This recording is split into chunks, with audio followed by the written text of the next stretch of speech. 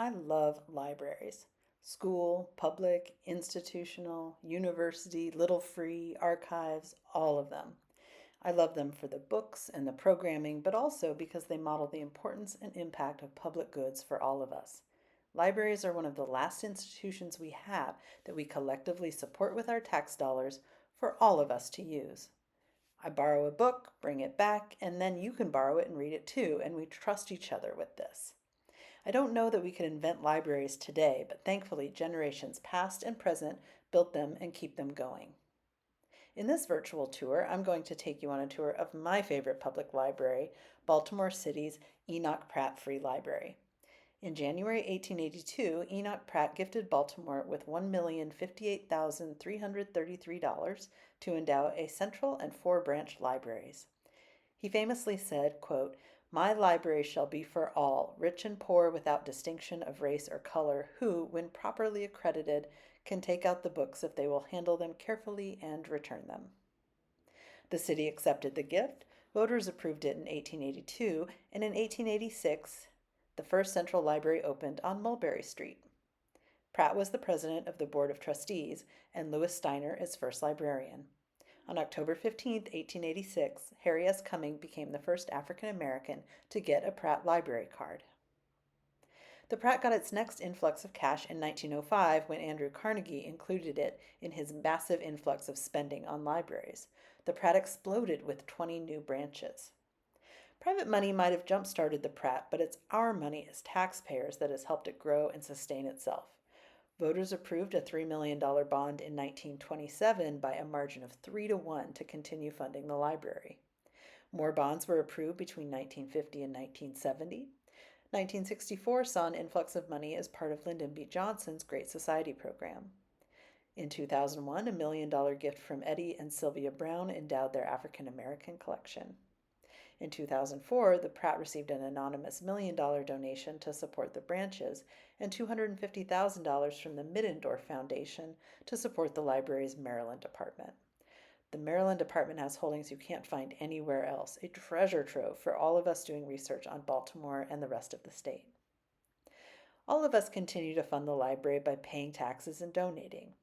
I emphasize this point because we often talk about the library as a great place for free books. But it's not free. We all pay for it, and we all use it. That's what it means to be a public good, and we need more of them. Our collective money can be used to support our collective needs and desires. Thank you, libraries. The Pratt Central building we know and love opened its doors in 1930. Unlike most big city main libraries, there are no steps up to enter ours. The library is for everyone, and that includes making it accessible to those traveling on wheels or pushing kids in strollers. In 2019, it reopened following a $115 million renovation, and it remains one of the most beautiful places in Baltimore, and you can go there without buying a thing that you haven't already bought. Accessibility also means going out to those who can't get to the library. Pratt's Book Wagon brought books into the community in 1943, and the first bookmobile started in 1949. It circulated 132,000 books that first year, and it is still going strong. The library has never been just about books, though. During World War II, several branch libraries served as headquarters for the Red Cross, and there was even a bomb shelter in the basement of the Central Branch. Telephone reference began in 1967, and you can still call the reference desk with questions during working hours. The Pratt has also been at the forefront of bringing computing and internet services to the community. In 1974, the Pratt became the first subscriber to the New York Times online database called the Information Bank. The Pratt ordered its first microcomputer named EPIC, Enoch Pratt Information Counselor, in 1982. In 1994, Maryland became the first state to offer internet services to everyone, and in July of that year, the Pratt became the first public library in the state to offer internet access to its patrons, and its first webpage went live. The Pratt continues to use technology to reach as many patrons as possible. Every library in the system offers computers and printers. The Pratt Center for Technology Training offers free computer classes that teach basic and job-related computer skills. In 2024, they launched the Digital Navigator program to place people in library branches to teach digital literacy. Thank you, American Rescue Plan. The Pratt is also responsive to community needs. During the COVID lockdown, for example, libraries offered sidewalk service so you could check out a book without going inside. We all owe a debt of gratitude to the librarians who put their health at risk so we could keep reading.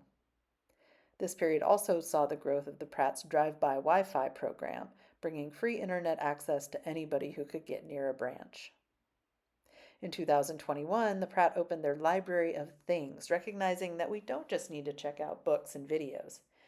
Users can check out Chromebooks and mobile hotspots, toys and games for kids, STEAM to-go kits to teach kids science, technology, engineering, art, and math using hands-on projects, and teenagers can check out musical instruments, AV kits, knitting looms, coding robots, sewing machines, bike pumps and repair kits, oral history recording equipment, and more.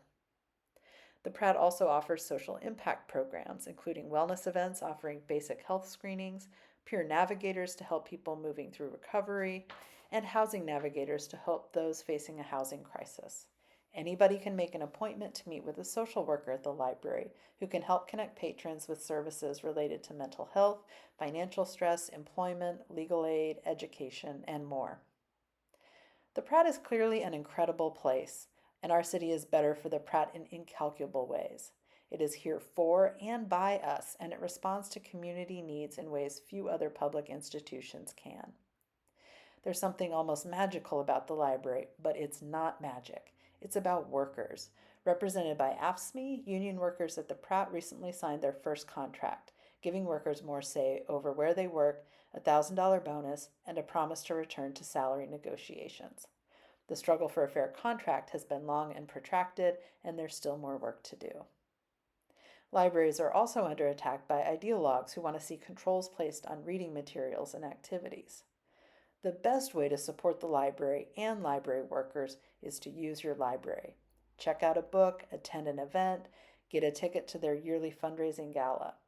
As of 2019, the Pratt is fine-free, so if an old overdue book has been holding you back, don't let it. Let's all get our cards and meet at the library.